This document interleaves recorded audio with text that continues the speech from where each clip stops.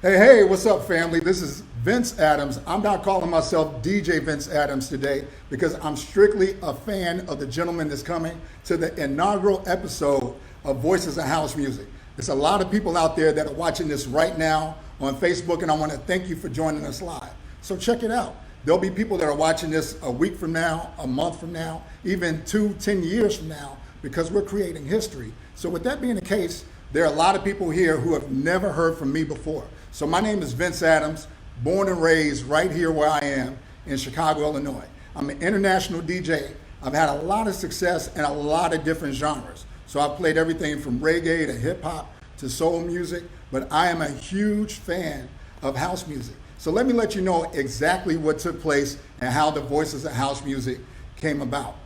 About 4 years ago, I had a conversation with our special guest today, Steve Hurley. And I said, hey, Steve, we need to go out to have lunch. I just want to pick your brain about everything that took place in the 80s. And he was like, little bro, no problem. And Steve is doing some huge things right now in 2020, 4 years later. And I got a hit from Steve on Facebook. And I said, man, we're going through a situation right now in the world. It's May 6, 2020. And there are a lot of people who are experiencing what we call now COVID-19. This may be distant history in 10 years. But right now, I said there's never been a better time than now to have this conversation with Steve. But what if I can have it in front of the world? And then I had a thought and I said, what about my relationships in house music? What if I could get behind the untold stories of house music? And that would absolutely be incredible. And that's how the Voices of House Music came about. Just think about it. So many of us are familiar with house music. We know the artists, we know the songs, but do we know their voice? Do we know the people behind the music? And we've seen the documentaries on different channels out there, but just think about how many times you've seen your favorite DJ on the documentary telling just a part of their story. They have conversations for 2-3 hours sometimes and only get 2-3 minutes of their story told. I wanted the full, unadulterated, open story told today. So this is the first of a weekly series that'll be dropping every Wednesday. In 2020, we're going to be dropping a live episode right here on Facebook every Wednesday this month. After May, we're going to drop them on Wednesday, but it's going to go straight to YouTube. So this is absolutely an inaugural episode that we have right now because this has never been done before. You guys heard me before the episode like, hey, let's get this right. So this is absolutely fresh and I'm happy to have you here. Big shouts out to my boys, Tim and Mace. You see the Jack Masters 117 BPM Chicago original shirt. Much love to them for hooking me up with this. So let's just go ahead and get right into it and talk about my man, Steve Silk Hurley. Steve is absolutely a pioneer, an icon, a legend in house music. But not only that, I gotta let you know that Steve is a 4-time Grammy nominee. He's got a lot of credentials behind him. We're gonna uncover all of that in the interview. But Steve is not only a pioneer of house music, he is considered the godfather of the house remix. We're gonna uncover all of that, and without further delay, let's just turn it over to my big brother, the one and only Steve Hurley. What's up, Steve? Good to have you in, man. Yo, what's up, B.A.? B to the A. That's how we do it, man. I see you represent. You got 4 logos in one picture, brother. It doesn't get any better than that, right? S to the S. So here's what we're going to do, Steve. I want to tell a story real quick about not just how this show came about, but how you came into my life. I was a huge fan of the Hot Mix 5. And there's this cat that used to come to Whitney Young High School, my high school, and he had on an Adidas t-shirt. So back then, in those days, we didn't have video. We just knew the names. We knew Mickey, Mix, and Oliver, and Kenny Jason, and Farley Keith. We knew the names, but we didn't know the faces that went with the names if you were just listening to the Hot Mix 5. And this cat put up a jump shot, and when he turned around, on the back of the shirt, it said Silk. I was like, I think Steve Silk Hurley is balling at Whitney Young right now. Man, the first party that I went to at the Hotel Intercontinental. Now, a lot of people don't know that Chicago used to have huge parties at downtown hotels in the 1980s. We're going to uncover a lot of history of house music in this conversation. But I remember being at the overhang of the Hotel Intercontinental and watching the original Jack Your Body being mixed by you live on a 4-track Tascam recorder. Oh, wow, he put out the task. So we're going to get to a lot of this, Steve, but as I get into our history, man, I just wanted to show you a picture of me at 16 years old. So check out this picture. A lot of people are laughing right now, but hey, the kid has not had a haircut in 7 or 8 weeks because of the situation we're in. It's kind of the same haircut I had in the picture. But look at the photos on the wall. We hear a lot in the year 2020 about the law of attraction and dream boards. But do you see the picture on the wall, everybody? Oh, yeah. Right to the left of the red record is a little blue cover. So just to zoom in a little bit, look at the blue cover. Everybody, guess what that is? The hand-drawn... Steve Silk Hurley on my bedroom wall. This is a dream come true, man. You are my big brother. And it's absolutely a pleasure and an honor to have this dream come true, to have you launch my brand new podcast, because this is not only going to be on Facebook, it's going to be on YouTube, iTunes, Spotify. We're covering everything with the history of house music through the voices of house. And without further delay, my big brother, Steve Silk Hurley, so happy to have you on the show, man. All right, my brother, what's up? What's up? Man, everything is fantastic. And here's what I got to tell you, Steve. I love the movie. I'm just going to put the question out there.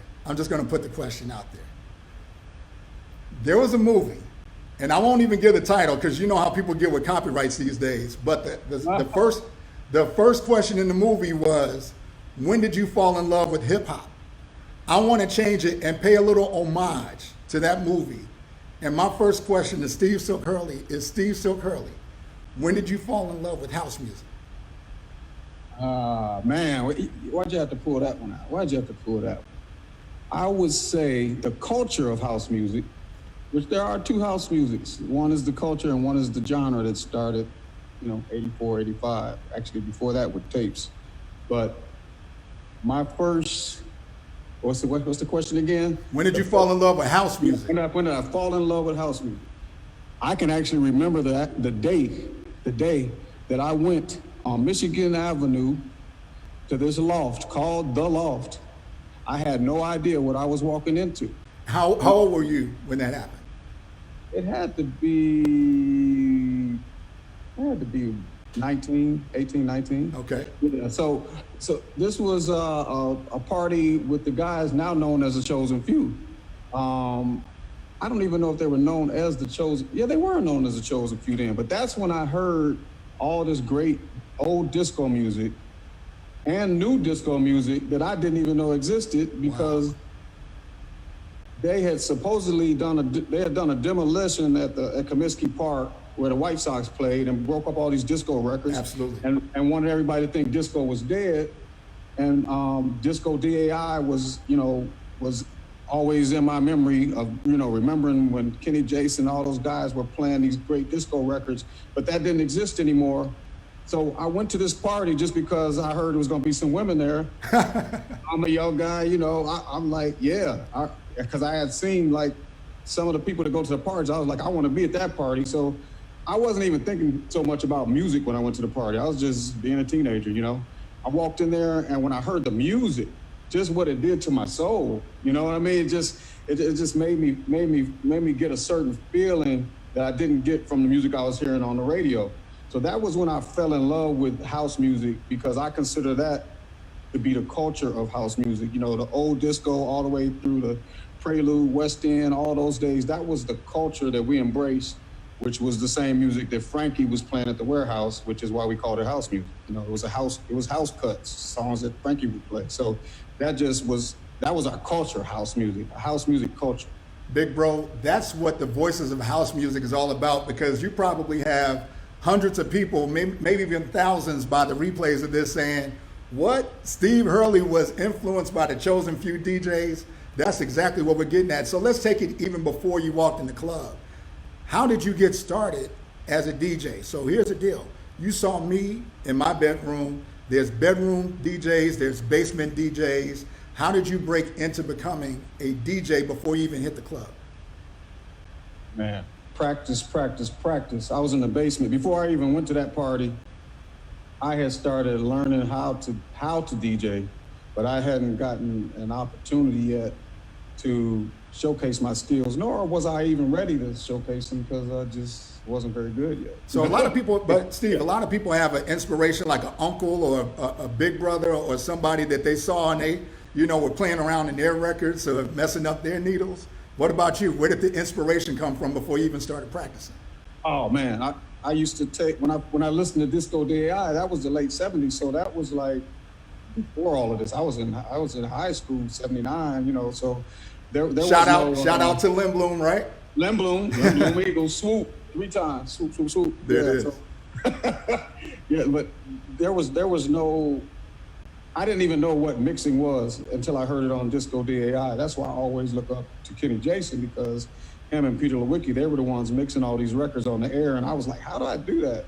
And I started taking my brother's turntable. He had like it was a record changer with the thing that lets the 45s spindle down. And the drop. Yeah. So I took that, and then he had a button on the front of his built-in, it was a built-in turntable with the auxiliary button on it too. And I hooked up a voice recorder to the auxiliary input, and I pushed both buttons in at the same time, and they both played out loud on the speakers, and I couldn't believe it. I was like, I'm mixing. It was horrible. Then I went to Radio Shack. I was so hyped. I went to Radio Shack and bought a mic mixer, wrong mixer, horrible. Like, it wasn't the right equipment. So then I just started getting out in the streets and learning what I actually needed to get into what I was doing, and trying to figure out how I was going to get the money to buy this stuff. Because my dad was like, I don't think so. No, you're going to go to school. I don't know what you're talking about with these turntables. So I got a job at Jewel. I was working at Jewel, the grocery store, and every time I got a check, I was closer to buying my first turntable, And Man, you know what, Steve? So my name right now says Vince Adams. It doesn't say DJ Vince Adams because I'm a fan right now, as I mentioned earlier. But one of the special things about me kind of doing these conversations with good friends is a lot of people don't know we spent our lunch money on records. We spent our lunch money on headphones. We spent our lunch money on needles, on the cheapest needle we could find that would last as long as it could. Absolutely. So I share your joy and your pain in that one, bro. But let me ask you this. You've done incredible things in clubs across the world, but starting off in those early days, like I said, I saw you at the Hotel Intercontinental. I remember the Sours, the Sawyers, whichever one you wanted to call it, Flyers back in the day, the Bismarck Flyers, everything. What would you say? And everybody has to know, Steve is one of the most humble people you'll ever meet. I want him to beat on his chest a little bit. Let's give this man all the credit he deserves right now. So Steve, you have permission to beat on your chest just a little bit. What would you consider to be the house that Silk built? What club did you put on the map back in the 80s? The house that Silk built. For a minute, it was Sawyer's. It was Sawyer's, because that's where I got my opportunity to actually play for the house music crowd when I won a DJ battle. But that didn't really happen overnight. It's like before that battle, I won a battle at the El Panama on 79th or 77th, something like that, in Stony Island for Herb Bertha. Rest in peace. That brother was, a big brother to me. He gave me the opportunity to be in a DJ battle he had at his, it was really a tavern. I didn't really care. I just wanted to show what I could do because I had been practicing in the basement. So I won that. Then I got to go to the Penthouse, which was a staple where Andre Hatchett, who else was always there? I just remember Andre. That was like Andre's place right there. So I won that DJ battle. Then Dave Risque threw a battle at Sawyer's. And man, I practiced so hard for that battle. I had like records stacked up like this tall on each turntable. I played a Romper Room. I don't know if y'all remember that show, Romper Room or something like that. There was a record that was talking about boys and girls. On the count of 3, I want you to march, march, march. And then I brought in Bostich. And then I just brought in like record after record. Yazoo Situation, I remember was in that mix. I don't remember what else was in it, but I was more on the turntablism kind of thing. And that was different for Sawyer's because they were used to listening to people play records and you sing along with the song and you get into a vibe. It was like a miniature power plant, so to speak, or warehouse. It was like for the younger people, their way to actually experience that music. But I wasn't able.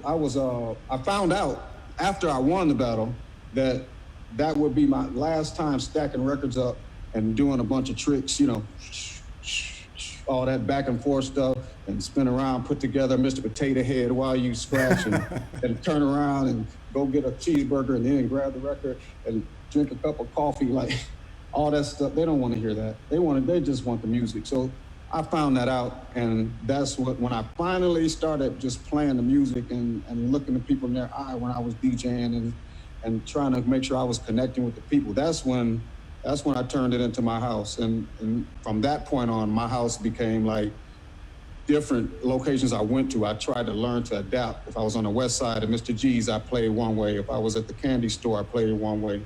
If I was at Sawyer's, I played one way. If I was at Dillagaff's with Julian Jumping Perez, I played one way. You know what I'm saying? Right. So at some point, after I won that battle, it's like a whirlwind. The stuff before I won the battle was the hardest part. That was where the struggle was, when nobody would give me a break, nobody give me a chance. Then Herb Bertha gave me that first chance. By him giving me that first chance, then whoever was doing the penthouse, it might have been Wayne and those guys, I'm not sure, but whoever was putting all that together, they gave me a chance. Then Dave Risquet saw what I did. He's like, oh, I'm doing a battle, why not put you in it? You know what I'm saying? So it didn't happen overnight. And I would say that struggle right there was probably harder than me getting to the point where I was doing remixes for Michael Jackson. By the time I got to Michael Jackson, I already had mastered my craft and I was confident in what I was doing. I didn't have that same confidence when I was younger because nobody was giving me the chance. But as soon as I won that battle, then I was like, oh, I might be working with a little something here. And then next thing you know, I'm working even harder. Every time I accomplish something, I'm trying to do something else. After I won the battle, then I'm like, well, how am I going to be different from everybody else? That's when I started messing around with drum machines and 4-tracks and all that stuff. So, it was all just like now, like you're an innovator. Like in this pandemic, we're going through so much and people really need entertainment. And as with us doing this for a living, we have to have a way to still give people what we give them and still share our gifts with them that God blesses us with and share it with the people.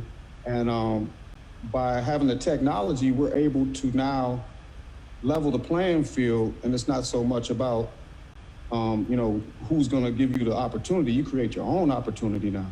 And if you don't hustle enough to create your own opportunity, you get left behind, so right now, the playing field is leveling, and those who push, they're gonna get it. Absolutely. And you just hit the next subject, right? Perfect segue. So now we're killing the clubs, but how did you get introduced to the technical side of the art through making music? You transitioned actually from one of the most incredible DJs in Chicago to actually being an international superstar producer. What was it that led you into becoming an incredible producer? Man, you know what I try to tell people is when you accomplish things, you don't get comfortable, you get uncomfortable. So when I was learning how to DJ and I didn't know anything about DJing, I was uncomfortable, but I still pushed through it and I eventually mastered my craft. All the hours practicing, my mom banging on the basement, it finally took off with the battles. But then when it was time for me to start doing tracks, I was horrible at that. So being horrible at making tracks became something that I had to work at and try to create some kind of skill set where I could put out a record and be I wanted to be able to do something different when I was in the club that nobody else had. So at first it was do an edit, and I learned how to use a razor blade. I went from the from the pause button mixes to learning how to cut tape, and I made re-edits of I Can't Turn Around and Love Is the Message. I mean, not Love Is the Message, Big Freak. And then I started putting drums in my DJ sets, and I was like, that's okay, but I should just pre-record it and actually make my own record. So I made my own version of I Can't Turn Around, gave it to Frankie. It was very raw, but it still had that vibe that he wanted and the vibe that we liked to dance to, because I wasn't making anything and giving it to somebody that I wouldn't play myself. So when I took it to him, I felt good about it, even though I never met him, but I was like in awe taking my stuff to Frankie Knuckles. He was like a big brother to me. Like, I was like, and as soon as I took it to him, he put it on. I couldn't believe it. And the drums was like, and because his system was nice and I wasn't used to that, I was like, oh, wow, I need to do this for a living. And I did that in my bedroom, and it already is starting to sound pretty good, if I must say so myself, but I'm not being arrogant at all. But at that point, that was another confidence builder for me to hear him play that. Same thing with Ron Hardy. I went there, played it at the Music Box, played it at the Underground. He was playing, like, I started making these tracks. I made a track called I Don't Know that Ron Hardy used to play the heck out of. But so I was kind of learning as I went, but they were playing my music like I was paying them. Right. I couldn't believe it. Like, it was just the biggest blessing to be able to do what I wanted to do for a living. And it started to become a living. I still hadn't like really broken away from my dad, because he was all about education, and I was like the middle child. My older brother and sister, they had already started, I think they had both graduated maybe from college. And I kind of took a pause and was working for the city and doing my music on the side, in the bathroom writing Music Is the Key and all that stuff. Wow. It was crazy, man. It was a whirlwind of just step by step, like somebody was guiding me in the back of my head. They were like, okay, now next year what you need to do is this. Like, I don't know who was guiding me, but I guess all the people that came before me would guide me. Absolutely. No, your steps are definitely divinely ordered, bro.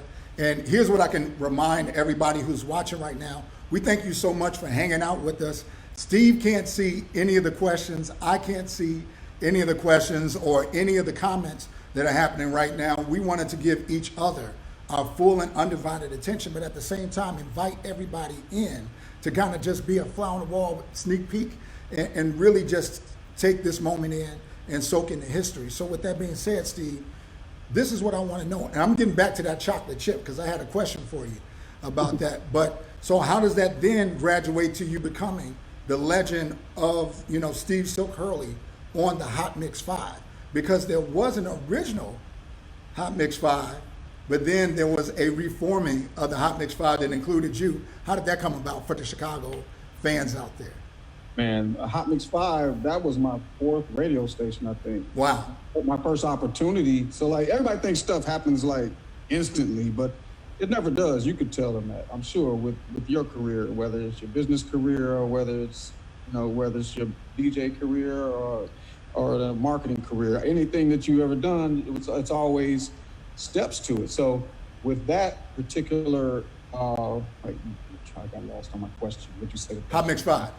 Hot Mix 5. How did I become Hot Mix 5? So first there was Herb Kent gave me the opportunity to be on his show when he was doing Punk Out, and then he started letting me be a DJ on there with guest mixes. Then and that was VON, right? Yeah, VON on the AM dial. I didn't care. Then and I was able to hook up some of my boys to get on there too, E.T. Taylor and some of my other neighborhood friends. So that was cool. Then GCI became an opportunity because they were sister stations, and I got walked in there and I got to do that. And meanwhile, I was like, man, I want to be in the Hot Mix 5. Man, I feel like I should be in the Hot Mix 5. But they already had 5. So at some point, I think it was Scott, ended up not being in the group and they were looking for another member. They did a DJ battle. I got in a battle, won the South Side by the skin of my teeth against Lil Jon and Ferris, man. Those guys, they were like on my tail, like young guys just practicing in the basement 12 hours instead of the 11 hours practicing. I was like, right. Oh no, we got some people with a little extra time on their hands. So I barely won that. And then when we went to the North Side, thought I won, but in a controversial decision, Julian won. But Julian's dope. I mean, like I can't say anything bad about him. I felt like I won the battle, but you know, I don't have any hard feelings for it because it all just kind of pans out in the end. You know, whatever happened in between me losing that battle, I probably worked harder on something that made me accomplish something in my music. Who knows what I did while I wasn't in the Hot Mix 5. And then when I finally got put in there, and that was it. I mean, they just made an executive decision to add me too. So, because I was out in the streets, like really hustling and DJing everywhere, and everywhere I went, I paid attention to what people were wanting out there in the crowd. I tried to give it to them every time, whether it was the Blue Gargoyle. I just thought about that place. Blue Gargoyle, what were those other places? Like Racquetball Club in Hyde Park. Like, there were so many places where these parties were going on. People's house parties were even off the hook. I had my little Serwin Vega speakers, and I used to go rock people's basements. I was in hustle mode, man. Like I wasn't playing around. I wasn't just, oh, I won a battle, I'm the man, or I'm on GCI, I'm the man. No, I've never been like that. So that's the attitude that I take every step that I go. So the answer to your question of how I got from there to doing music was that those tracks started becoming in demand so much that I wanted to make them better and better. And I didn't put out I Can't Turn Around till 3 years later after we got signed to RCA. So I'll explain how that all kind of. No, I mean, Steve, that's exactly where I'm going, because that record label that I showed was the original version of Jack Your Body. The Right. It was on 4-track, right. Right. So I was going to parties playing. So with that, how did you make the jump from the 4-track to the Jack Your Body that we all know as the legendary, we'll call it the second house anthem behind Move Your Body, since that's called the house anthem. But I mean, you know, Jack Your Body is an internationally known, internationally remixed, repurposed song, you know, now for over 30 years. So how did you get from the 4-track version to the one that we know today? It's almost like if you were watching a movie and you were at the beginning of the movie when I did the demo of Jack Your Body, and then you fast forward all the way to the end, and that's when Jack Your Body came out. So it was a lot of stuff in between there. Wow. So what ended up happening was, while I Can't Turn Around was blowing up as an underground record, I was still doing Love's the Message track, No Good. I mean, I don't even remember all the names of the tracks I was doing. And I was playing them off a 4-track. I did a new version of I Can't Turn Around on the 4-track, and I was like actually mixing it live, like what you were talking about, bringing in the horns by themselves. Then I was singing the vocals because I didn't have a vocalist. Then I made a song called Music is the Key, was just a track. And actually, I think Jesse said I should do some vocals. I mean, I was thinking about doing some vocals before I did it, but because I wasn't a singer, he's like, you probably should have a vocal song, you know, like if you want to get out there like that. So then at that point, I just sang my own vocals, and then it worked. But then I was like, I want to put this out. But then I was like, I'm not really a singer. I'm just messing around in my mom and dad's basement. I was on the second floor at that point. I was living upstairs at the apartment. They had an apartment on the first and second. And I was out of the basement and had my own little spot upstairs. So I remember that I lived there when I called Keith Nunley, and I was in this record pool called Audio Talents, which was Benji Espinosa and Rocky Jones and Lauren. That was their record pool. So him and Rocky and I talked about putting out that record. So I borrowed some money from my dad. I couldn't believe he loaned it to me because I wasn't doing what he wanted me to do. Right. But he loaned me the money because I convinced him. I mean, I sold it. I did a presentation almost to try to get him to loan me that $1,500. Wow. So he loaned me that. I went in the studio. First time ever in the studio, got it done. I think Farley was actually in the studio helping me because he had been in the studio before. All my studio time was in my bedroom. Wow. So I had experience, but not in a real studio. So I just, everybody in the room was kind of guiding me a little bit. Larry Stern, rest in peace. He was my engineer, my first engineer, and I worked with him in the end as well. He did. Man, I learned so much from him. But basically, I did that record, and little did I know it was going to become, because it was a real vocal, and we put the energy into making the vocals right and making it like something like Chicago's almost Chicago's Colonel Abrams kind of almost like something on that level as a song, because we like what they were doing in Jersey and New York and all that too, but we had our own sound, but we wanted to still have something that could be like a song that would make people feel something. So the feeling in that song, to me, it was an aggressive track, but Keith's voice, he sounded like Luther Vandross, you know? So I couldn't believe how he sounded in the studio. So the record came out, fast forward a few months when it comes out, all the guys in New York, Philly, Tony Humphries, man, I wish I could think of all So that. just so everybody's Larry Levan. So just so everybody's following with me, you're letting them know how you jump from I Can't Turn Around, Keith's vocals on I Can't Turn Around, then to Jack My Body. I mean, Jack Your Body. No. I did the vocals on I Can't Turn Around as a demo. Then I just put it to the side because I knew it was Isaac Hayes' song. So I didn't know, without having any experience in the music business, I didn't know that I could actually do a cover song, which is just giving somebody the credit for using the song and then they make the songwriters royalties and publishing and all that. I didn't know I could do that. Otherwise, Gotcha. I would have put that out first before Music is the Key. Okay. So we're on Music is the being Key. a mistake that I made. We're on Music is the Key as you and Keith's first song together as Jam Silk. Yeah, but it wasn't the first song I did. You know, I did Right. all those 4 tracks, and I was building my name in the culture of Chicago, just as Jamie Principle was with Your Love and all the stuff that he was doing, and Frankie was playing it. But those were not records yet. So when Jesse put out his record, it was the first record, the first one on wax. You know what I'm saying? So I think that kind of made everybody say, man, maybe we can, release some records too. Like, so even though I had been playing everything as though it was records, they weren't really records. So there was no culture, but there was no genre. There was a culture of house music. Right. So when Jesse came out with the first record there, it was like, okay, wait a minute, we have a genre now. We need to push this. Let's go. Then you got Marshall Jefferson, you got Adonis, you got all this Fingers Inc. Like everybody was just grinding, and it just went crazy. And like, for our younger house heads, you're talking about Jesse Saunders. Yep, Jesse Saunders, yep. Absolutely. On and on, him and Vince. But in the end, Vince Lawrence. We'll just let Vince Lawrence, yeah. In the end, of course, we became not so much close friends at some point because those guys came together with Hurley and put out I Can't Turn Around when I had just signed a record deal. Keith and I had just signed a record deal with RCA to put out an album. So we were recording the album, and that was the first single. We were actually in the studio mixing it, and I went home that night, and I hear Love Can't Turn Around by Farley Jackmaster Funk. So I was like, wow. And it was Jesse, and Vince. So it got me on that. But I always say, I'm glad that I had the upbringing I had. So it kept it from turning into an episode of Power or something crazy, something crazy. I'm so glad that I always heard my mom and dad's voice in the back of my head, and I just stayed focused.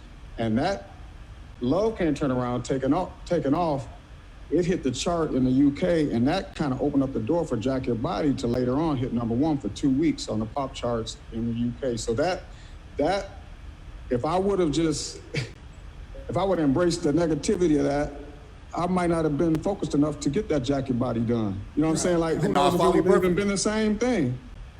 I might have been trying to do it from a jail cell or something. So yeah, so that taught me to not have regrets. No matter how bad something is, just turn lemons into lemonade, And this is what the nature of the show is all about. These are the stories that people have never heard before, and that's why this is called The Voices of House Music. So before we get into how you innovated and started moving things internationally, let's pull it back just for a second. There was one question that my executive producer, Kalila, was able to get over to me, and someone wanted to know who are your favorite artists and what were your musical inspirations that moved you forward? Back in the day, I listened to, are you talking about like influences growing up? Yeah, I mean, so right before you hit the needle on the Jones, record and then even afterwards. Anything Quincy Jones, anything Parliament, that's where I got my claps on my records from, because I always wanted them to hit like the George Clinton claps on Parliament, Funkadelic, Flashlight, Leading. I just like I even on a house record, I just wanted those claps to always make people wanna clap, you know. I just always loved that chunkier sound. So anything like that, Heat Wave, anything that what's the guy's name? Rod Temperton from Heat Wave, anything he wrote, because he wrote a lot of stuff for Michael Jackson. I absolutely killed him. Yeah, that guy was writing off the wall was bananas because of Rod. Yeah, so I read labels, so it's just so ironic that I ended up later on doing a remix for my idol, my all-time idol, Michael Jackson, who was also produced by Quincy Jones. It's like funny how all that stuff comes together. Yeah, and I even worked with Chaka Khan, who I grew up just listening to I'm Every Woman over and over and over again after hearing it being played on Disco DAI and on the regular radio, but just those longer versions with the breakdowns and all that, like all that. And then I ended up working with her and, on, what was that I worked with her on? The Tu Wong Fu soundtrack with Wesley Snipes. I did a song for her on that called Free Yourself. But it didn't come out as a single, but it was on the soundtrack. But it was just so ironic that I ended up working with a couple of my idols, a few of my idols actually. So your question was, musical inspiration. You got it. I mean, musical inspiration was like great singers, soulful music, and then eventually my taste kind of narrowed in on disco in the late '70s with the Disco DAI, and then all that whole Prelude, West End, Beckett Records, all the stuff that was coming out in the early '80s out of New York. Sal Soul. Yeah, like I kind of started honing in on that because I didn't realize that there was that music even existed because it wasn't being played on the radio. Right. And little did I know that was the same music that Larry Levan was playing in New York at the legendary Paradise Garage. Right. And the same music that Frankie used to play at the warehouse and was playing at the power plant. So I didn't get a chance to go to the warehouse. My father wouldn't let me out at midnight to go to a party. Like that wasn't happening. So I just, wait, what was it? I keep forgetting the question. No, you got it. I mean, I'm reminiscing. No, you covered it, bro. All these great memories. And that's the thing about this, Steve. We're friends. This is a conversation. And that's what I love about the show. I'm answering those questions. I am not an interviewer. I'm not trying to be an interviewer. This is a conversation. This is us just lowering the guard, having a good time as boys as we do, man. Yeah, for sure. Yeah, we kept saying we were going to do that conversation. We just never got a chance to sit down and get some lettuce wraps and go on and. There it is. So everybody's getting it now. So let's hop across the border a little bit and talk about how you started innovating dance music, not only in Chicago, not only in the northern part of the United States, but you actually are what I would consider the innovator of hip house. Now, a lot of people know about Tyree and Fast Eddie, and I mean, of course, they had huge songs. But let's take it all the way starting from Music is the Key, because I believe that Steve Hurley was the first rapper on a Chicago house record. We know about TSOP. So that was like a disco, club cut. That was a disco days. Right, yeah. But a Chicago house cut. Music was the key. Now bring us up to producing for other people. My classmate from Whitney Young, the one and only M. Doc, Mark Williams. Tell us about how you started hip house through Music as a Key and then brought it up to speed with M. Doc in this percussion. What's funny is I have to go back to high school real quick. My talent show at Lindblom, my partner and I Roll Bounce Skate had just come out and Rapper's Delight had just come out right before that. Roll Bounce Skate came out and had an instrumental. I was like, let's do a comedic rap over Roll Bounce Skate because it feels like it's doom doom doom. You know what I'm saying? So right. So it still has kind of that skating feel that Rapper's Delight had. So we did a talent show there, and I made up this crazy rap about, I don't even remember the words, but I wish there was a videotape. I'll find those words one day. That'll be another show. but it was hilarious. So, but I wasn't taking myself serious doing it, which is Right. kind of similar to Jack Your Body. I wasn't taking myself serious on that. So when I did The Music Is the Key, I was trying to write something that would, lyrically, I was just saying music is the key to set yourself free from violence, drugs, and increasing poverty. Keys to lock us to the door has knobs. You know what I'm talking about. But The I Jack just- Master Jock couldn't open up the lock because he has but the it was- key to unlock your body. It was actually a message to it, but I wasn't a rapper. I was just somebody trying to do records, and I just thought, oh, I want to put a rap on it. What the heck? I was just being creative, Right. But I didn't want to start hip house then. I didn't even know it could be called hip house because I wasn't into rap that much. I was more into making records. So Right. when my brother-in-law, M-Dot, showed me his tape where he had all his balling buddies had come together with him, and they did a whole cassette, and he was selling them to the people at the school, and he had a song called Blooper Hooper, You Can't Drive, like all kind of stuff. Season blank. Right, yeah, that girl Cheryl. I don't know if you remember that one. Steve, I'm gonna tell you something real quick. He was selling those tapes, right? Do you know who copied all of those tapes? Probably Vince Adams on the Xerox copy machine, right? On a dual cassette recorder. M-Dot handed me one I'm talking cassette. about the actual artwork. You talking about that? I'm talking about the actual cassettes. He handed me one cassette and like 300 blank cassettes and said, "Hook me up." Wow. Yeah, Doc don't have a problem asking for a favor. Right. Yeah, that's crazy. I didn't know you were the manufacturing department. Yes. That's crazy. Wow. So he had the talent, he had the charisma, he could dance, all the things that I want my strongest suit. I wasn't a dancer. A lot of people, anybody who knows me know that's not what I do. But man, Even though we do have you on video dancing with Keith. No, don't play it. No, I won't play it. I won't play it. Anybody go to YouTube. They seen it enough. Right. I'm cool. If you play it, I know how to laugh at it. No, I'm good. Yeah, but so he had the talent, so we did the record. It's percussion. I pretty much wrote two of the verses, and then I was on the third verse. I was like, I might as well just let him write the third verse. Like, I already gave him this crazy rap. It's not even his style, but let me just, when he hears the two verses, he can just come up with the other one. His verse was cold. Like, he showed that he could adapt and rap on a house music song. So that was my first record on Silk Entertainment, which was my actually Reese House Train might have been first. That was my second record. Yeah. So, but that was the first hip house record technically because he was the first real rapper rapping on a record. I mean, like, if you really want to get technical, then Music Is the Key was. But I'm not trying to be the face of hip hop. Hip house, I think. And then the thing is, Doc was more of a rapper, hip hop artist that liked doing all kinds of rap. He didn't want to be just in a box and be called a hip house artist. So it was kind of hard to push him as the face of that too, because he wanted to do other things, which he ended up doing, and he actually ended up becoming one of my best co-writers. Helped me write "Keep On Walking" and several other songs. I'm not over you. That's just where I'm going right now, bro.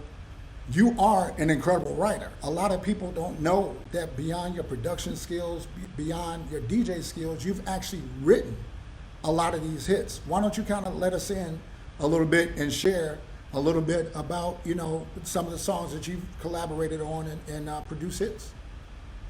Let me say, so I can kind of fast forward. So like you mentioned the remix thing. So I from being an artist, I wasn't really happy with where we went with being an artist because I had to just go on the road and sing the same songs over and over again. So I found out that wasn't for me. So I started doing remixes for people like, you might know Steve Mathis. Absolutely. But yeah, I did a remix for him on an independent tip. Then I did an independent record for Byron Stingley, 10 City, Right Back to You. That was one of my earlier mixes. Then by 88, I was doing Inner City. And when I got to Roberta Flack, I decided they gave, this was a Quincy Jones production, right? Imagine everybody, this is my idol, Quincy Jones, right? And he produced a song called Ah Ah Ooh Ooh, Look Out, Here It Comes, which was a ballad by Roberta Flack.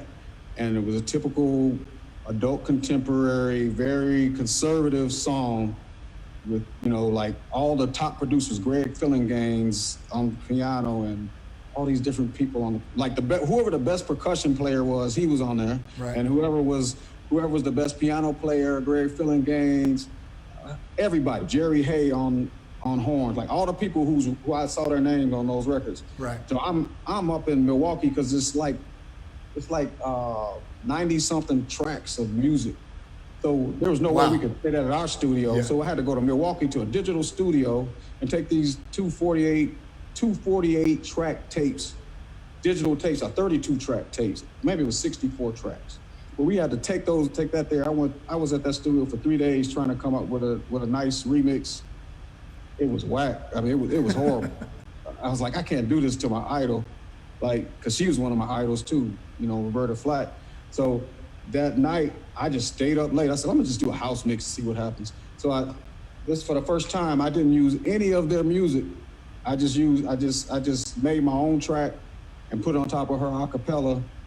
And I sent it to them. They didn't understand it. They put me on the B side. They put Arthur Baker on the A side. And then when the test pressing came out, nobody knew whose was whose, and they just kept playing. The DJs were playing my version. So then by the time the record came out, mine was the A side, and the record went #1. And Roberta Flack called me and said, "I really love what you did with my record, man. You know how that made me feel." So that for me was a transition, and that also kind of started a new trend in remixing where you just do a whole new track. So that was where I kind of like started making my mark as a remixer, and that just led to me doing bigger and bigger remixes. After her, then, I was not only doing the, like a Lionel Richie, but I would also be doing a group like Jamanda, who was from New Jersey, with a New Jersey sound and house record. Got a Love for You, right? Yep, Got a Love for You. And I did the same thing with their record. I just totally changed the music. And this time I took their vocals that were like a really busy chorus, and I just took the one little part of it that goes, "Got a love for you," and that's all I had to do. And then because they had a whole bunch of words, it was like too many words for the chorus. So I just let the music speak and let that "Got a Love for You" sing, and then I play a saxophone, do my signature little saxophone that I had come up with, and it kind of created a new sound for me. That became like my sound that I use on everything from Crystal Waters to Michael Jackson. So let's pull back the veil on that a little bit, because I called you the godfather of the house remix. You've got over 400 releases, but I mean, you made remixes for Prince, Madonna, Michael Jackson, In Vogue, I think Taylor Dane. So I mean, you hit Ozzy Osbourne. Yeah, that was crazy. Like, people in the States probably don't even know anything about that record. But that's what I want to pull back, and let's just share that sweet spot between 91 and 96 where you had to have a Silk remix. Tell us about the production house a little bit, and just how much work was coming through your hands and through your team's hands during that period. And let's give a huge shout out to Hula and Maurice and Torin and George Jackson and M. Dot. Torin and George Jackson, they were like the phase 2. So like from 90, let's say from 90, which was the sweet spot, 90 to 93, we had a spot called Tanglewood out in Brookfield, removed from everybody, and it was like a mini Motown. Like, we ended up building 2 other studios. Instead of me just being in a main studio, we built a studio for East Move and Maurice.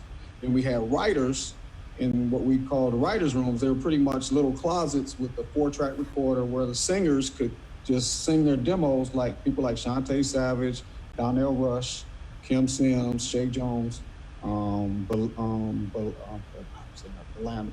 We called her Bird. Orlando is her name, but they called her Bird. But the singers were like the lyricists usually, and me, East Move, Maurice, Jamie Principal, and M. Dot. We were usually doing the tracks. Jerry McAllister. All 6 of us were, and you had a few more too. Manny Moore, who works for the radio station still, Power 92. Yeah, so he was one of my writing partners too. We used to get together and do writing sessions. But it was like a mini Motown. Like, that was our blueprint. I remember one time we actually went to Motown. We were touring Detroit. We went to tour to see how small that little studio was. And then when you saw how small it was, and you saw that ours was even bigger than that, it was like, oh, okay, so they did all those big hits out of this little bitty studio we shouldn't be complaining about nothing because we got way more stuff than they had at that point. The technology had moved a little bit further at that point. So like for us to see that was inspirational. So we had a really good thing as far as collaborating and writing songs. Then like Donnell Rush was a great vocal arranger. So he would he could come up with great background vocal parts, and he could teach the people like CC if she came in to record a record. Like on Keep On Walking, he would come up with like little vocal parts to go at the end. Like you could just go, like all that little like we would just be humming stuff back and forth, and he'd be like, do this, and he'd have her do something. Or he came up with on Love Thing when she said, look what we got. He's the one who got in her ear, and because he heard how the track was going, he was like, baby, let me tell you what to do. Go, look what you got. And then he wanted her to like read them, like just kind of have an attitude on that part. And something about the way he said it to her, it made her say it just the right way. It was like perfect. When she did, I was like, that's it. Like, so you can't downplay your team, man. Like, I mean, you and I, we had a team with what we were doing with the marketing stuff. So I mean, that's why I wanted to be a part of what you were doing, because it reminded me kind of having that team that we had at Tanglewood with ID Records and everything, with all the artists that nobody knew who they were. And then when we released their record, all of a sudden the labels that didn't want to sign these artists, like they didn't want to sign Shantae Savage, they didn't want to sign Kim Sims, they didn't want to sign Jamie Principle, and they didn't want to sign M-Dot until we released those records independently and the DJs played it. That's what always happened. It was always the streets talking, and those same people, they came back after the records heated up. And it was like, what's the movie, It's Gonna Cost You, what's his name? I can't remember his name. The sports movie, the sports agent movie with, I can't remember the name of it. Show Me the Money. What's the movie with Show Me? Jerry Maguire? Yeah, Jerry Maguire. Like when the dude had to pay, he had to pay double for Cooper Gooding because he came up in. It's going to cost you, no doubt. Yeah, so that's pretty much what was happening with us. Like the same way I was getting played as a DJ, nobody let me spin anywhere. But once I proved myself, then that was it. So we had to I understood what that was about. So I didn't mind putting in the work because of that, and then that was kind of passed down to everybody, that we had to put in the work to get it. And especially once we got a deal for one person, it's like, oh, that's how it works. And then everybody was on their grind and they got it, so it was like an assembly line, so much talent in that room. And then, some songs, all of us would be on it. It'd be like 5 or 6 people writing it. Wow. Be in the studio just hyped up, like, man, come up with a bridge for this. I can't come up with a bridge. And Jamie come in there, and then all of a sudden we got a bridge, like he might only wrote 5% of the song, but it didn't matter. He came up with that last key part that we needed, 2 words or something, you know what I'm saying? So, but you already know what Jamie is. I mean, that dude did stuff all by himself that was, oh yeah, absolutely. It's just massive. So it was great to have, I mean, he was somebody that I looked up that made me want to even do music. Before I even picked up a 4-track, I was playing Your Love, and I was in a DJ battle once, and I got an acetate made of Your Love, and I thought I was gonna win the battle because I played that. Yeah. I mean, people went crazy, but then at that point, that was one battle too many. And, Leonard Roy ended up beating me because he was playing to the crowd. I was so busy just trying to just have records that nobody else had and forgot about where I came from. So that was a good lesson for me to not get too comfortable in anything, So check it out. Let me touch on 2 things out of the 90s, and then we can come up to the 21st century. How did it feel in 1994 to become Billboard Producer of the Year, but it was a co-producer credit? It was Steve Silk Hurley, Babyface and L.A. Reid, Jimmy Jam and Terry Lewis, and R. Kelly. You are pretty much mentioned in the pantheon of 1990s producers. What was that feeling like for you? And then I got a small trivia question for you after that. And everything kind of fell in line that year, because that was the year I had stuff from CC, her name Tanya Blunt, Mae Williams, and all of them hit in the same year. And I had I don't even know, but it was just like all of those records were at the same time. So it was like a perfect storm of of records hitting the charts for me, and it made me be in the company of those guys. I couldn't believe it. Like when I saw that, I was like, what? And then I was at the ASCAP Awards, and I met Jimmy Jam and Terry Lewis at the ASCAP Awards when I had done Keep On Walking. They were like doing like this to me. Them and Narada Michael Walton doing that to me. Wow. Like I got a resume like them. All I had was a few house records and the Keep On Walking. They're like, man, that Keep On Walking, man, that Keep On. I couldn't believe how humble they were, you know. And I ended up working with Jam and Lewis on and Nesby stuff. Like, I mean, that's another story, man. When I came out there to work with them on and Nesby, we would come from the airport. He's like, we're gonna make one stop real quick, and then they pulled up at the LA Forum, I guess it was at that point, or the Staples. No, not LA. No, what's in Minnesota? I'm thinking where they live now. In Minnesota, what was the name of that? Where not sure what the stadium is. Yeah, but anyway, they pulled up there, and I'm like, what do we do? And then he said, and then we walked in, and I thought we were gonna, you know, maybe be sitting in the nosebleeds or something, because I didn't know that they had courtside seats. And when I say courtside seats, I don't mean like off to the left or off to the right. I mean, like right where the line is, that's where Jam's seat is. And I was sitting right next to him. He might even gave me that seat. That's how cool this dude was. Wow. And I remember that game, Charles Barkley was cursing out the ref. He was like, F you, blah, blah, blah. He was saying whatever the hell he wanted to say. He got me cursing. That's how bad he was cursing. You know, I probably said a curse word. But he just say whatever he wanted to, and they wouldn't throw him out. Like it was like a great experience, man. I couldn't believe it. But then I ended up going to the studio, and I saw that their team was kind of similar to what we were doing. Wow. It was unbelievable, man. But that was after that ID Records thing ended, and I was at downtown. We had Silk Entertainment at that point, so we went from ID to Silk Entertainment. That's in Silk Entertainment. That's when I started doing like The Word Is Love with Sharon Pass and Nesby. Who else? More CC Peniston records. He Loves Me Too. Things like that. Who else did I have? A Higher record with Vanessa Mitchell and Vicky Dillard. Yeah, so that was downtown on the second floor, and there was another studio on the top floor called River North. That's where we used to mix our stuff down, and that was like a multi-million-dollar studio. Ours was a multi-$100 studio.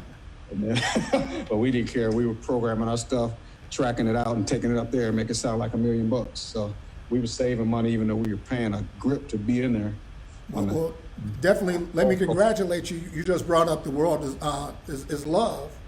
That's the #1 classic house song on Track Source, which is pretty much the #1, I'll say, true house online music store. Congratulations. How's it feel to be #1 again in 2020? Man, that record is, I love it. It just keeps coming back. I mean, it's just, I guess every generation is experiencing it, and somehow it's timeless for each generation. If I had the recipe for that, I'd be mixing one up right now. Like how I come up with something that works across 96, 2006, 2016, and now. Like that song. I mean, it's still relevant now, I guess, because I don't know what I did, but all the people that helped me, thank you. You know, like it was man. That's big. That song, that was a labor of love though, doing that song, a labor of hate actually at the beginning, because I couldn't figure out nothing. I couldn't figure out how to make it, because the vocals were so great, and then I had the catchy background vocals that I had put in there, but then the track to me just wasn't right. So by the 5th remix I did, then that's where the Anthem of Life mix came, and then I finally locked it into something that worked. That's big. We mixed it down over there at Hinge Studios, Ohio. So I'm gonna throw a quick trivia question at you. All right. You appeared on DJ Tuesday for Planet Groove on BET. There are 3 Chicago DJs who have appeared on DJ Tuesday on Planet Groove. The first, Steve Hurley. The second, Twilight Tone. Guess who's the third? So Steve, check it out, bro. Let's move over to the 21st century. You are the absolute biggest DJ in syndicated radio with the Tom Joyner Show. What has that done for your career? What was it like then, and what has it been like now, just being the go-to guy for the Tom Joyner Show? Man, I'm not doing that anymore. Right. So that from makes sense. 94 all the way to 2016, 17. So 23 years, man, that was a blessing. You know, I had this idea to mix old records with new records, and they kind of got it. They're like, okay, we'll just do it. Let me see if I like it. And they liked it. And originally I was just doing all old school mixes, and it just felt like it needed to be something different, because there was a lot of good new music coming out. Babyface and Tony Braxton, people like that were coming out around that time. Mary J. Blige.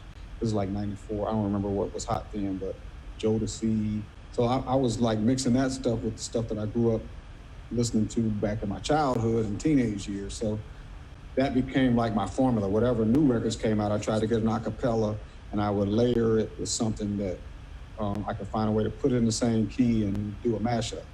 And I did about 1,000 of those mashups. Wow. And yeah, so you can still hear those on mashupfm.com. I still have that a little radio station. It's just like something to give back to the people that were fans of those mixes. They can just tune in at any time and they could just see what's playing. But I've got them playing all day. So people check that out. Sometimes I do house music at night. So that's all house music all night. Yep. So let me ask you this, man. Let's come into this century, and in my promo for the show, I say that house music is the world's music, because now you have these festivals with 100,000 people. You have EDM, which is an offshoot of dance music, which is an offshoot of house music, which is an offshoot of disco. But all of this was pretty much I guess you could say, you're a pioneer, you're a legend, you're an icon. What's your view of this now international sensation that's called EDM, with DJs like David Guetta, Calvin Harris, these guys that are doing some pretty phenomenal things financially as well as exposure-wise? As a representative of, I guess you could say, the pioneer side, what's the view of where the music is now and where individuals like you, who are the pioneers, sit within that sphere? It's been a learning experience, because back when I first started, how I came up in the production and remix game was to just do what you do and let your music speak for itself. But what happened with EDM is it became who was putting the dollars behind who. Like, the dollars got put behind certain guys, and they decided they were going to push those guys and make them larger than life figures. Whereas we continued, the people who did house music, we continued to just be purists and put our music out. Like Louis Vega is an example of that. He's like been consistent his whole career doing what he does. Like, I've never really heard him stray away from his lane. He's like, he's a great example of somebody who stayed consistent and continued to just keep building his brand in a niche market. But the problem is, if you don't have the dollars behind you and you don't have the stage a certain way, when EDM was more about the way it looked. And to these kids growing up, and they see these larger than life figures, it wasn't really about the music. So for us doing house music, it was about the music. So with EDM, from the standpoint of the success of it, it might be about the music for the EDM DJs, but from the standpoint of why those kids are worshiping these people, is because they're being presented in much in the same way that a record company would present a hip hop artist or a pop artist or R&B artist. They put marketing dollars behind them. Marketing, you're a guru with that. So you could probably break that down even better than me as to why EDM did what it did. But I understand it, and I understand that from my standpoint, I had to team up with somebody who understood that, which is why I teamed. I'm not going to say that's why we teamed up. Skip and I teamed up to form SNS because we were at the grocery store. We were running into each other on the plane. He was getting off the plane in France, and I was getting on the plane in France. And I was like, "Oh, Skip, what up?" And I see him in Miami, and then I saw him at Ultra Foods shopping in the frozen food section. I was like, "What you been up to?" And he was like, "Oh, nothing much." I was like, "Hey, man, you should come by the house. My son and I, we playing basketball in the driveway." you can come on by there and we get a few games in. And we had some of the best games in the driveway. And then we joined the gym, and next thing you know, we didn't even talk about music the first year. We just came together, him being a marketing guru. It's a perfect match for him and I, because he's always thinking one way, I'm always thinking another way. Like, we get into more arguments, it's hilarious.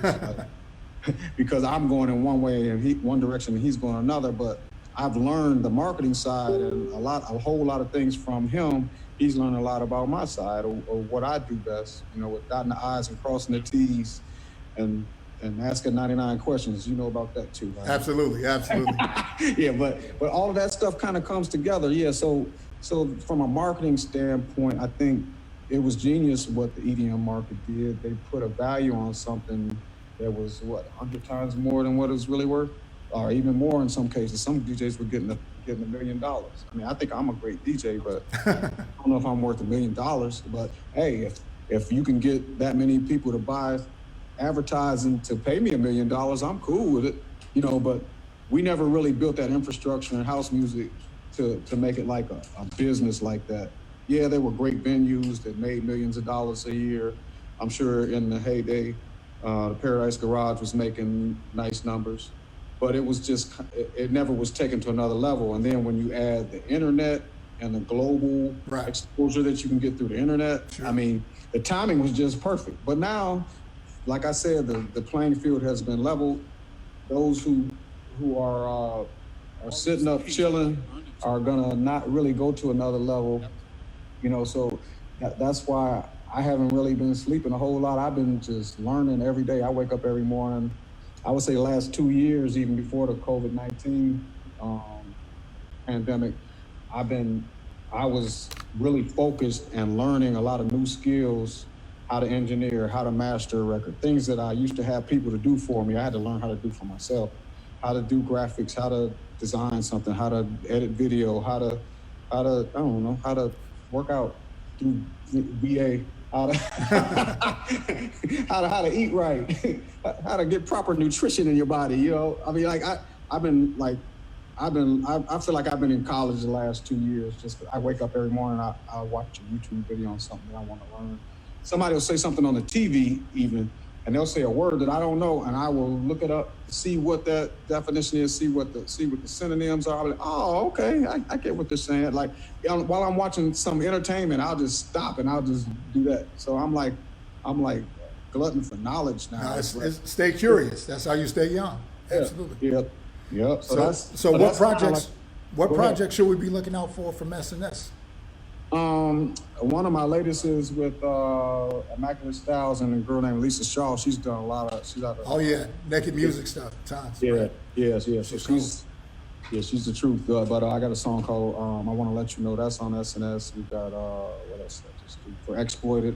Just did a record called High Tower with James Kerr.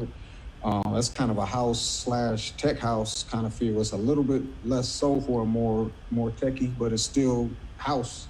And I still haven't even gotten on this mic here and come up with some more crazy records like back in the Jack Your Body days. So once we launch this clothing line that's getting ready to come out, which is going to be in the next few days, then I can stop dealing with that for a second and I can get back in here and do some records, whether it's me singing, my daughter, whoever, I got a lot of ideas in my head. So I'm super excited about, what SNS has coming with A, the merchandise, B, the music, the blogs, just everything that we're doing to give back to the people that have been given to us for so long and, giving us the opportunity to do what we love for a living. Nothing like that, man. Like to be able to make a living from that. I mean, it's a little tough for everybody right now because everything has changed. Like right before this happened, I had 5 or 6 different European things scheduled. Like I was getting ready to go kind of crazy.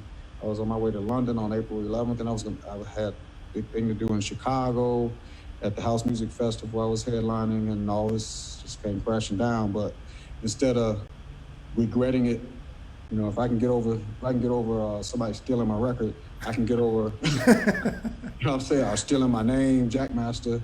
If I could get over that, I can get over a gig being canceled. I'm just trying to turn lemons into lemonade at all times and always educate myself. And by the way, when I say that stuff about my name getting taken and all that stuff, that's not a dig on any particular person, because everybody who's ever done anything wrong to me, I usually we've had a talk and we worked it out, and they apologize and I learn from it, they learn from it. Farley, you know, we're still cool. We're not like we used to be, but we still cool. Like, we're civil, you know what I'm saying? Like, we see each other, we'll even give a hug and show love to the family. Like, it's not like that, you know. It's still all Chicago love. He did a lot for me in my career. A lot of my opportunities that I had early on, I wouldn't have had if he hadn't passed some down to me. So, you know, every relationship has its ups and downs, and you know, I went through a lot of rocky roads with some of the people here in Chicago, but I still got love for all of them. You know, I just I'm happy about and excited that Chicago started a genre, and Vince Adams is shouting us out for it. Getting ready to tell the world, he's about to let out all the secrets of everything. Well, hey, you know Farley is a big brother to me as well, so he's going to be on the show. Yeah. And he's going to hear this, and we'll give him a chance to address exactly what he wants to say. Not a challenge in any kind of way. Like, it was, you know, I can't turn around in hindsight. I can take some blame for that. Not for him stealing it, but I can take the blame for taking too long to put it out and not taking advantage of the opportunity that I had, when all I had to do was just do what I do every day now. If I was educating myself back then the way I do now, I would have had that record out in 83 or 84, like, as opposed to coming out in 86, you know, because I would have known, oh, you can just put out a cover tune, you just gotta, you know, let the people putting it out with that you want to use it, and you negotiate and make sure everything is the way you want it to be and put it out. I didn't know it was that simple, you know, because I knew nothing about the music business. So I just kept doing music. And meanwhile, the demand was getting higher for that record. Me and him weren't roommates anymore. You know, maybe the relationship was a little strained. You know, we weren't as close as we used to be. So, you know, stuff happens. So got over it, and it's all good. Maybe we can have an intervention right here on the Voices of House Music. Bring both of you cats on. But, you know, I got one more question for you. And I'll let everybody know. I'll let you know this one yesterday. So this one you had time to think about. If there's anything that you could change over the last 30 years, what would it be? I have to think about that. Let me think about it right now. Okay. If there's anything I could change over the last 30 years, it would be, for one, if I could have had the mindset that I have now. But it's kind of hard to say that. That's why I couldn't come up with anything, because if I had the mindset that I have now, would I have been as creative as I was then and been so diligent in the studio, or would I have always been thinking, okay, well, what's the marketing angle here? What's this? What's that? How can I take this and parlay it into that? I might have been thinking too much like Skip to even do a record. You know what I'm saying? So I would still say, though, when you hear that little voice in the back of your head and it's telling you something's wrong, always pay attention to it. So there was a lot of times that I didn't pay attention to that voice in my head that was telling me, something's wrong with this situation. And then I didn't want to get uncomfortable and deal with the conflict of whatever resolving that situation was. I wanted to just keep my little comfort zone.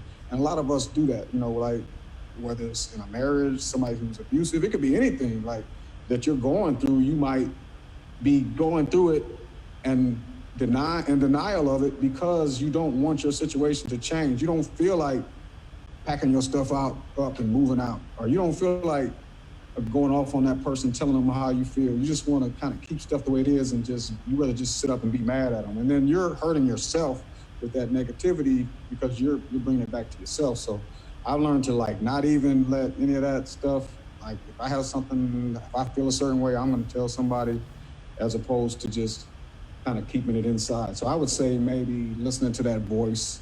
I didn't listen to that voice enough. I still could have done what I did musically and listen to the voice. Because I heard a voice when they said Jacket Body hit in London. They were saying, I need to go to London. But then my manager talked me out of it. He said, we need to do the album. And he downplayed it and made it sound like it was just on the dance charts, but really it was on the pop charts. And they wanted me to be on the biggest show, Top of the Pops, in London, the biggest show that you don't turn down. So then, Yeah, that was the American didn't- Bandstand yeah. of London. yeah, I didn't even go to London until 1996. Wow. That record hit in '86.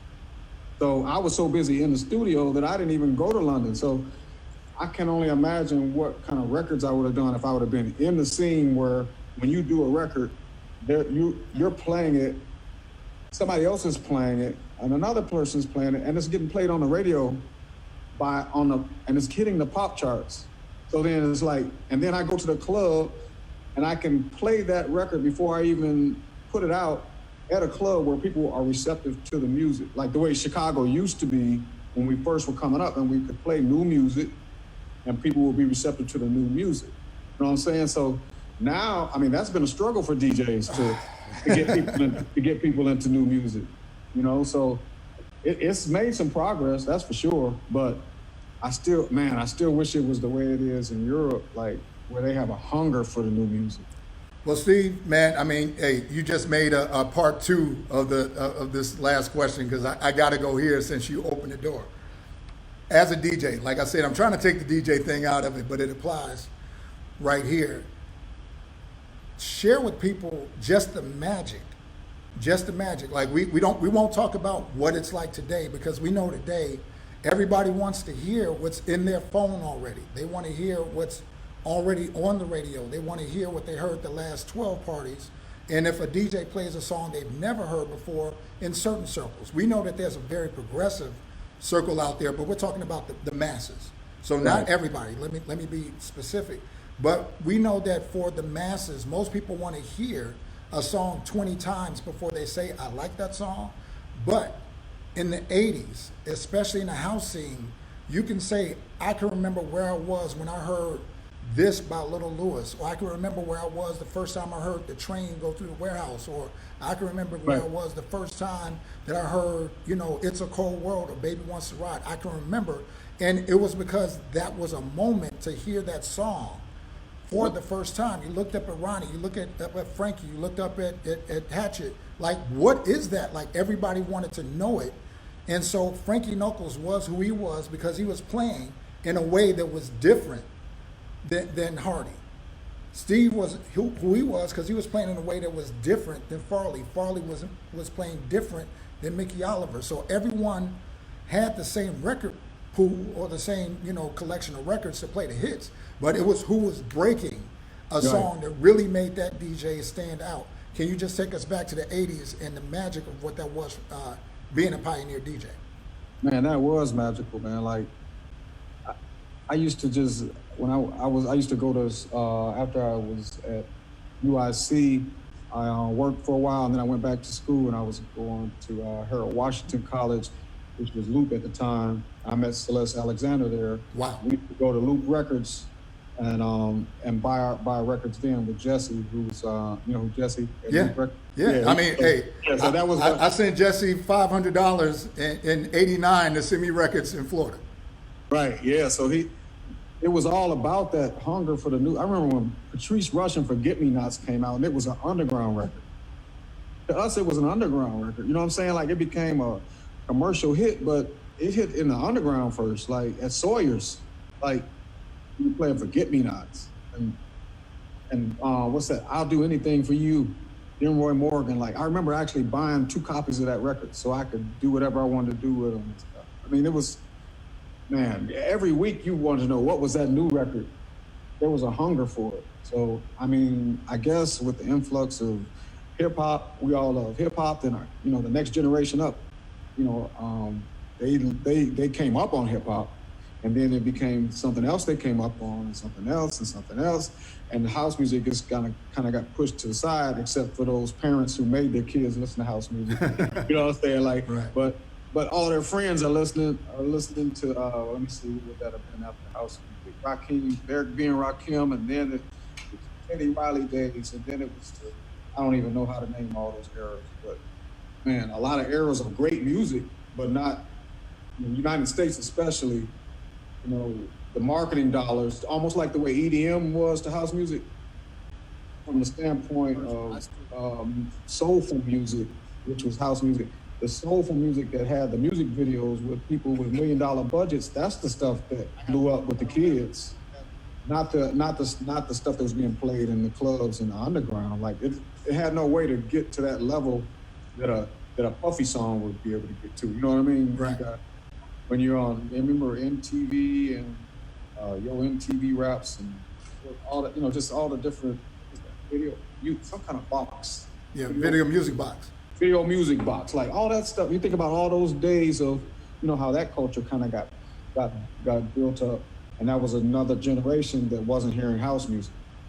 So internationally though, it didn't stop. Right. So that's why a lot of us go overseas to really DJ and play house music, especially if we have new records out. We can go over there and we can play our new records, Terry Hunter and Mike Dunn, and like, we can go over there and play new music. So I mean, it's kind of disappointing that that people do have to hear a song 20 times to get into it, to open their mind up to it. I mean, at least at some point, they do listen to it, and I appreciate any listening they do. But I just, back then, if I would have, that's another regret. If I would have listened to that voice that was telling me to go to London, if I would listen to that voice, I still think I would have made similar music, but I would have been even more tuned in to the European scene, and which eventually became the whole worldwide scene, and maybe I would have been one of those EDM DJs that was playing house music, that was staying true to what I was doing, but I was still knew how to rock that crowd that way. But in order to do that, I needed to be in the mix. I wasn't in the mix at all. I was in Brookfield somewhere. Right. You know what I'm saying? For 10 years, from 86 to 96, I was just doing nothing but records. So that's, it's cool, but, and I love the fact that I got to do so many records and work with so many great artists, but I do kind of have a first love called DJing that I would have loved to have done during that time when I was making the records. Just to be able to like make a record, play it, and be like, it's cool, but man, that kick drum could be just like slightly, like at the Paradise Garage, it was hitting, but it wasn't like really hitting. Like that other record was hitting a little bit better than mine. Right. You know what I'm saying? So I'll follow you. Absolutely. Well, man, I want to thank you for just coming, hanging out with me. This was the conversation. And I know we're going to have this in a lot of different iterations. I'm probably going to have you come back with some people over the time that I'm doing this. This is a labor of love for me. This is absolutely just me being a fan of the industry, a fan of the subculture, a fan of the genre of house music, man. I'm absolutely excited to have you here. But Steve, before you go, man, let everybody know where they can catch up with you now. SNSchicago.com. You go there, you'll find everything. All my social media is at Steve Silk Hurley, and that's on all the platforms. So very easy to find us right there. That's fantastic, bro. I definitely thank you for coming out. You are now dismissed. I'm sure the family is like, hey, dinner is getting cold. All right, let's go back to the 70s, right? Yeah. I love you, big bro. Definitely thanks for making this happen for me. Like I said, you are the inspiration for what this show is all about. So it had the absolute proper and appropriate first guest, my brother. I appreciate you. I appreciate you having me. Anytime. All right. Thanks so much, bro. All right. So family, that was the first episode of the Voices of House Music. I want to thank my big brother one more time, Steve Silk Hurley. But we're going to be doing this all month long, the month of May. Some of you guys are watching this in playback, but for the month of May 2020, we're going to be here every Wednesday live. After May, we're going to go to a recorded format. So it's still going to be posted on Wednesday, but we're just not doing it in a live format after May. So I want to let you know the next guest that we have here next Wednesday, same time, is none other than my big brother, once again, DJ Alan King. Alan is not only one of the creators of the Chosen Few DJs, which is responsible for the largest party right here in Chicago for house music, actually in the entire country. For true house music, the Chosen Few DJs Picnic is the largest event in the entire country. So with that being the case, my man Steve, Well, I'm just going to keep talking. You guys can see me over here. But with that being the case, I'll come over here. All right. So with that being the case, we'll see everybody back next week. This is the very first show, so you guys are getting this up close and personal, seeing all the bloopers, bleeps, and blunders. But right back here next Wednesday with my big brother, the one and only Alan King, and then we've got a special celebrity househead guest coming in 2 weeks. With that being said, everybody have a fantastic night, and thank you for joining me on the Voices of House Music. Vince Adams signing off.